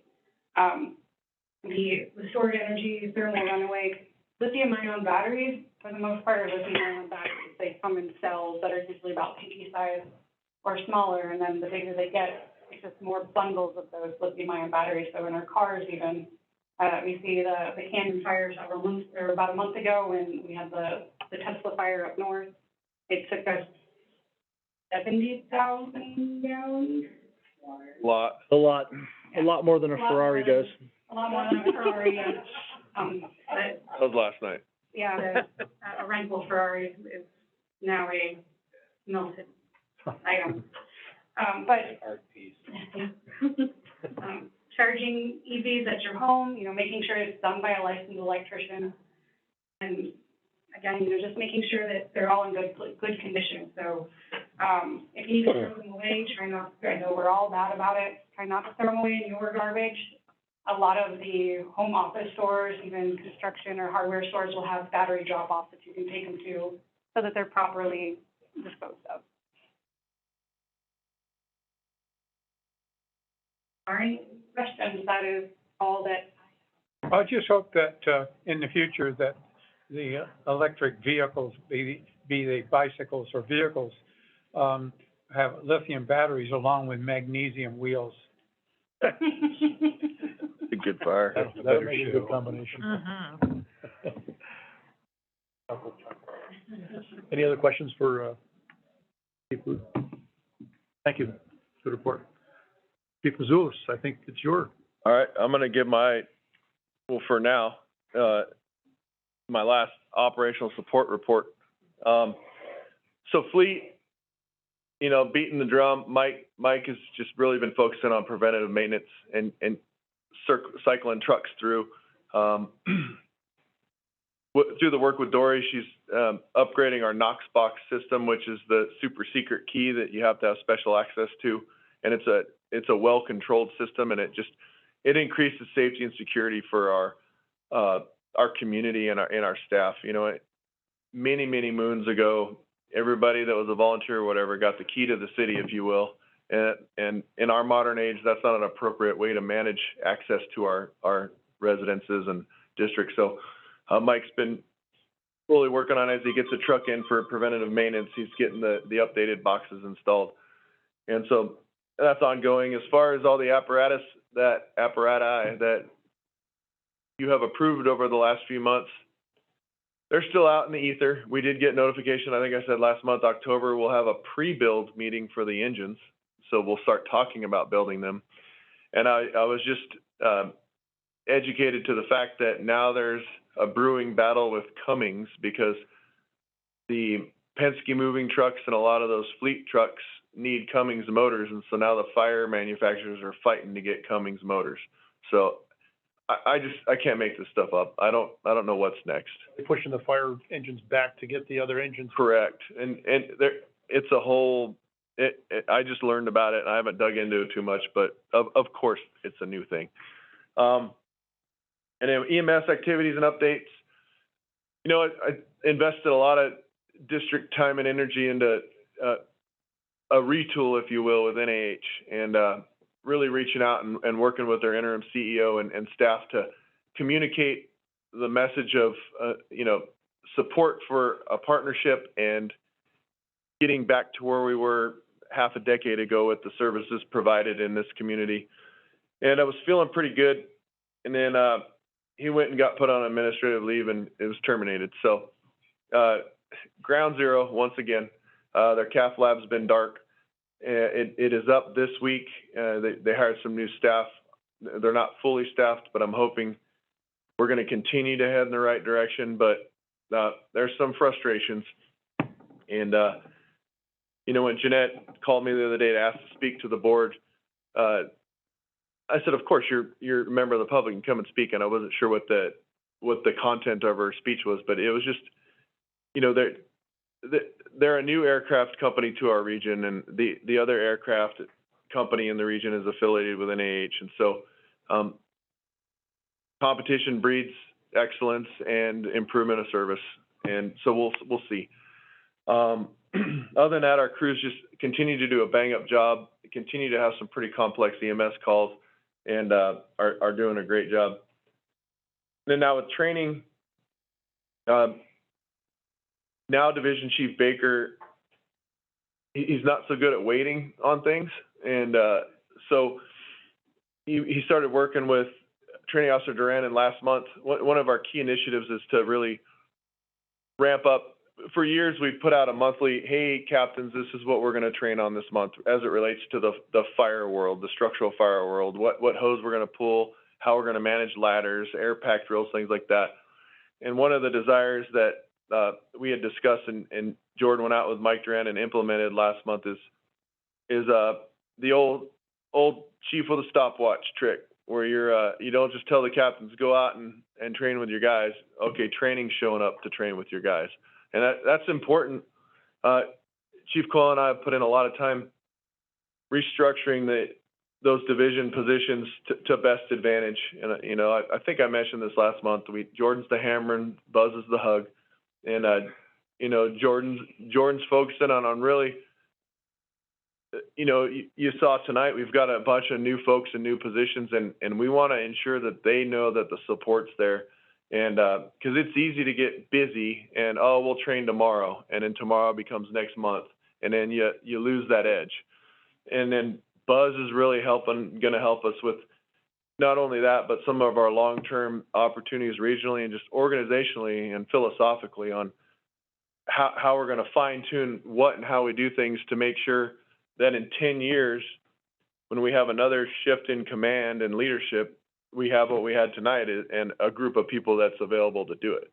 And so that's been the focus this month with training, and then all the associated reports, end of year wrap up, and a lot of ribbing of Training Officer Duran, you know, coming up on 150 years of service.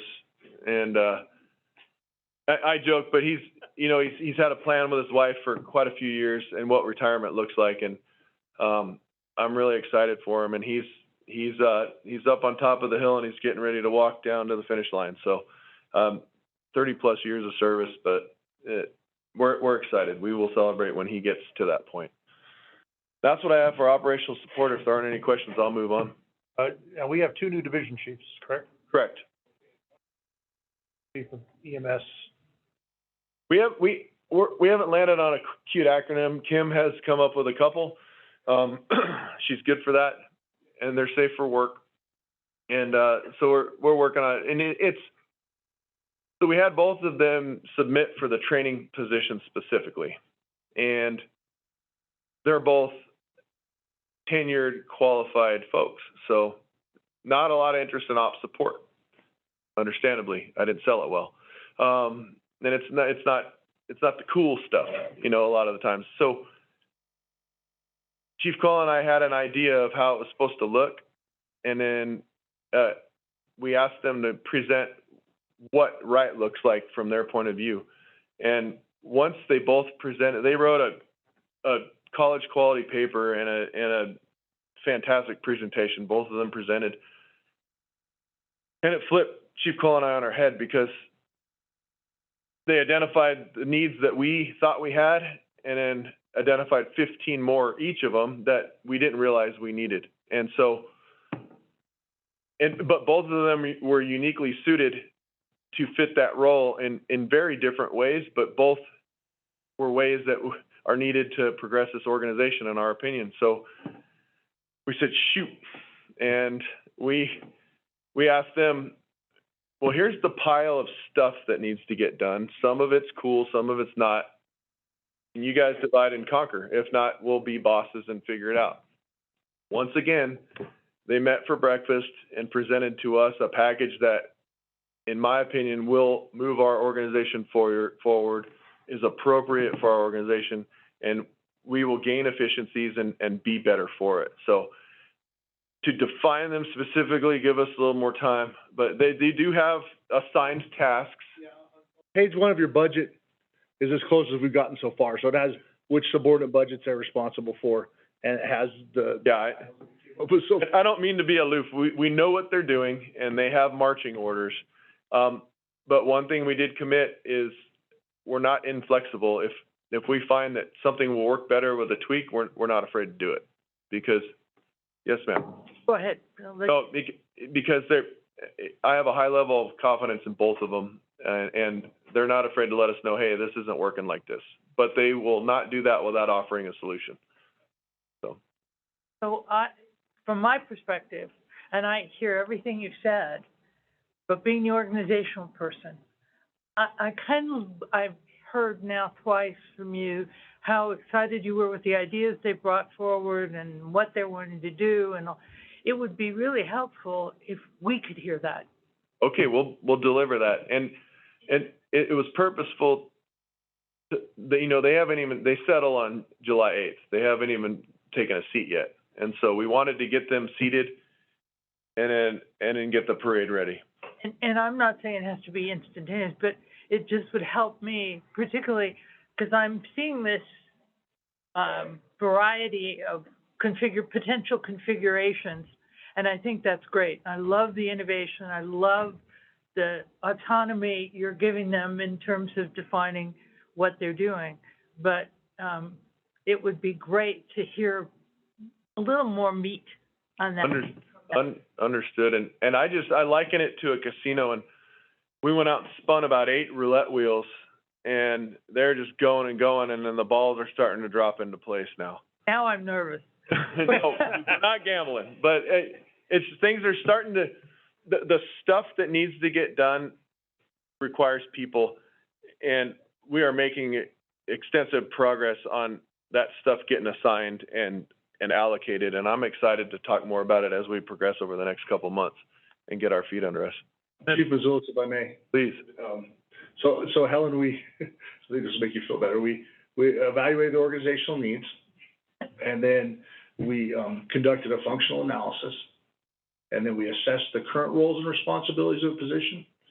And then after we did that, we looked at how, what industry best practices were for the position and what we could do to leverage the skills of the 2 individuals in there without creating unicorns, and ensuring that each one of them had a clear lane so there wasn't any duplication of effort, and then gave them enough, they recognized that doing this prior to executing meant we're gonna have to iterate, and then we set periodic points to be able to review, reevaluate, and we knew that was the fallback. So in the event that we didn't, in between iterations, there was clearly defined roles and everything was covered. But they did start with the regular functional analysis process, and they go through there, and then we aggregate all the roles and then let them divide them. I think one of the funnier things I said before is that it was like the meat and vegetables is like the support had all the vegetables, and the training had all the meat, and now this time everybody's got a little bit of meat and a little bit of vegetables. But there is clarity of role, so. I mean, I think that's the concern that you've nailed. I mean, I appreciate the process. To me, it's, does everybody have a clear lane They have they are functioning in? They have indicated that, and not at first, but as we honed it down, they are very clear on the expectations and the opportunities. And something I failed to mention is also part of this process is when we truly stood up battalion chiefs about 12, 14 years ago, when they were genuinely, prior to that, our battalion chiefs weren't on the run cards. They weren't dispatched to calls. They would pick them if they were, but there was no purposeful movement towards a call for battalion chiefs. That changed about 10, 14 years ago. But then we also took a lot of tasks and said, we'll just assign them to the shifts. Well, our call volume has changed. The complexity of our calls has changed. The desire to get our battalion chiefs deeper in the weeds with training with their crews and interacting with their crews is there. So we also, with this process, restructured. Each battalion chief has assigned roles, but we made them, we purposefully created an environment where those roles are more directly relatable to operational movement versus, a battalion chief managing what chairs we buy. That'll be an office function, so. Well, any other input for the chief? on that? Because I just wanted to mention that, along with what Helen has expressed is what she'd like to see, is that also they should be having a seat here at the table as we have our monthly meetings. So I look forward to these two spots being filled, or are they going to be underneath operations, so to speak? Well, philosophically, and based on feedback from previous one-on-ones with you and other board members, I'm tossing around some ideas, and we can can speak with you all one-on-one, but one of the ideas I had is there will be months when, there's not a lot happened in Fleet. I'm just using it for an example. And so maybe the individual reporting out on that won't be here that week or that month, and then we're focusing on something that happened in training, or maybe we're all here, but that's a discussion I can have with the board, and whatever aligns with what best suits an environment where you're getting the information you need. That's what we're looking for. I think these two new division chiefs have something to add to the conversation here. We'd like to hear it from them. As you've described, there's some pretty dynamic people, and we would like to see that. So I'm looking forward to it. And if there's me and Helen, then I'm sure the entire board. So congratulations to them all, by the way. Thank you. Okay. With that said, I think that leaves you for your report. Yes, I will go right into call volume. We trended up for the month of May. I think that's attributed to good weather and travelers. I think we're going to see similar numbers at the end of this month. We're about, a little under 50 calls more than last year to date. And again, we haven't had any major wildfires obstructing traffic, no major weather events, and it's been cooler out. So I think we're going to continue to trend upward for the rest of the year. And response times by station, Slide Rock's awake, and Station 5 is starting to enjoy that increased volume. But once again, Station 1 and 3 are leading the charge as far as response numbers. We did see a turnout time reduction, if I'm not mistaken, of about a little over 10 seconds this month. And, month over month, it's hard to establish a trend, but at the very least, the number's going down. So the turnout time, or the time it takes the truck to get out the door, has gone down a bit. So that's good news. And travel times have reduced a little bit. And that, like we've discussed before, that's dependent on where the call's at, time of day, and things like that. We could have a 1 week period or more of our calls are at night, and that would impact response time. So, again, the big one I like to focus on is our typical ambulance call. It averages out at 2 hours and 21 minutes. And that's when they get a call, that ambulance is not available for that time period. And that's something I personally follow pretty closely, because when we get to that saturation point where we have 4 ambulances out for an X amount of time, we got to evaluate things. And we're not quite there yet, but we keep an eye on it. Purchase orders over 10,000. You can see that it's all planned expenses. And I want to put a plug in for the state of Arizona. They released $100,000 in funds to Northern Arizona EMS Council, because after pleading, they recognize that the rural areas are having more and more difficulty getting folks into paramedic class. And so on top of their normal about $80,000 they allocate for assistance with equipment, they allocated an additional $100,000 this year for specifically for medical training, and we were able to get a grant for $4,200 to help offset that $16,900 there that we spent. So it's a small win, but it's to the positive versus the negative. And then, as you can see, our social media engagement continues to be off the charts, going up. And it's not on the slideshow, but I do have somewhat of an update for Station 4 and 5. Station 4, I met with the city manager, and just to get a map, if you've been following the city's minutes, they've been purchasing property pretty regularly for the past year and a half. And, you know, they've got a parking plan. However, that parking plan it's modified and changed a bit depending on, you know, different inputs from the community, and then the change in the council modified some of the ideas. And so the point for us is there's a variety of suitable property in uptown Sedona that would work for a station build. And the city has indicated that there's a high potential that once they land on their plan, they won't necessarily need to utilize all of the current properties they have. So they've indicated that within the next 6 months, they should be in a position where they've landed on an answer, whether it's favorable to our wants and needs, too soon to be told. But I made it clear to them that we need a flat space to build a station, and the city always has been, and I believe will continue to be good partners. And so with those conversations and dialogue open, I'm hoping to have something for the board in the next few months regarding that.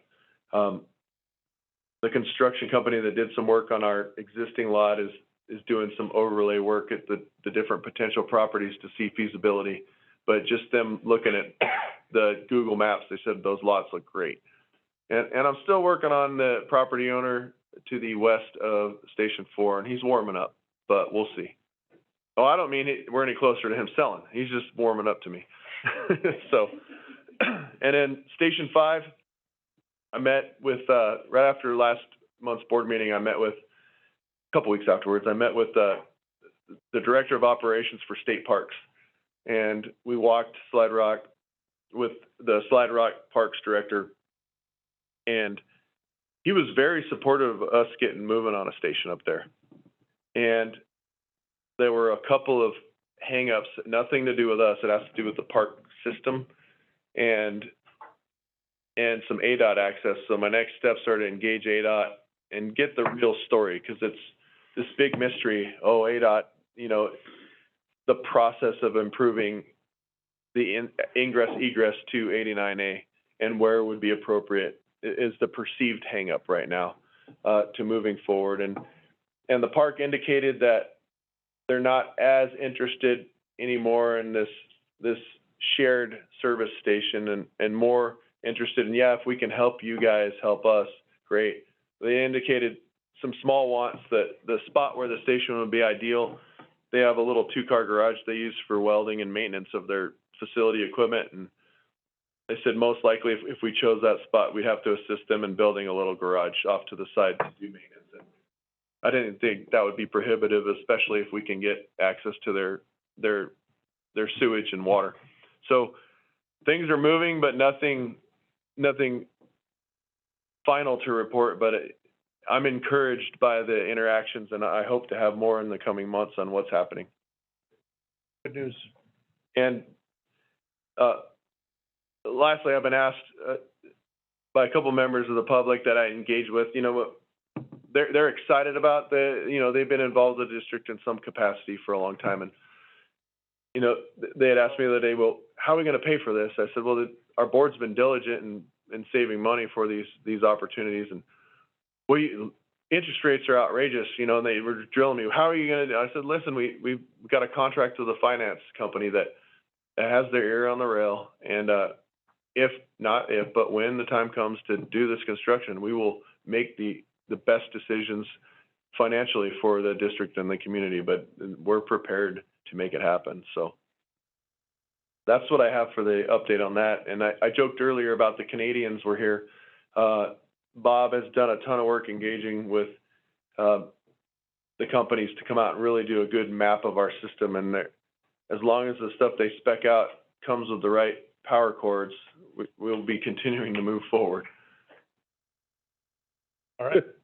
Thank you. Does that complete your? That's correct. Last item on the agenda is involvement of the board with the community. Gene, I'll start with you. Been a good week. Thank you, Gene. Been a good week. I have not met with the chief, but that's coming up pretty soon. We're trying to decide on dates. I think we finalized it, what have you. And I look forward to that. Thank you. Thank you. Janet?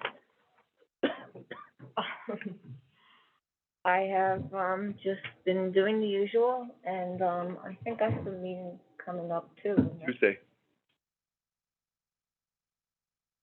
And I look forward to that, and, that's it for me. Okay. Ellen? So, I too have a meeting coming up, but, also participated in a Verde Valley Regional meeting of chiefs and board. And, other than that, signed checks and pieces of paperwork and things that Kim sent me, and, just generally continued on the usual pattern. Super, thank you. Doc? Yes. I've already had my one-on-one with the chief, and it was, very informational, filled. Kind of makes me think, yeah, I have a lot to learn, but it was a very good talk.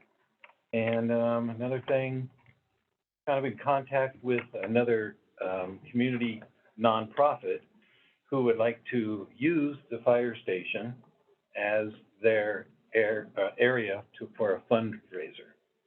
So we're trying to work that up, but it's kind of difficult when you're working with two other organizations and they can't get all their people together. So that's what we need to do. And it's been done before, I'm sure, and there's always fun, and everybody likes to be at the fire station, of course. And boy, then those things that we can't avoid. I had a birthday on June 17th, and that put me right in Route 66. I'm not complaining, but I don't feel like I'm getting any wiser, just older. Happy belated birthday. Thank you. Okay, super, thank you. And lastly, I've had a pretty action-packed month. I did not have my meeting. It's been kind of bounced around a little bit, but one's coming up, and it's gonna be a action-packed one. I was also invited to an area chiefs meeting where we were able to discuss certain issues amongst the local districts adjacent to us. It was a good insight on how things are moving along and how various fire districts are being run. I had an opportunity to speak with Foothill South Homeowners Association in regards to Firewise. Had about 15 people on a Zoom meeting, and they're extremely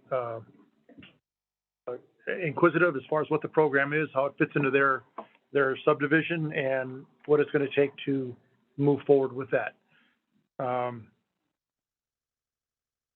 With Firewise, I was also involved with the Prescott Valley Home and Garden Show. We had a booth over there, and I was able to promote the Firewise program and probably talked to about 200 people just in handing out literature. So it was a good show there. And then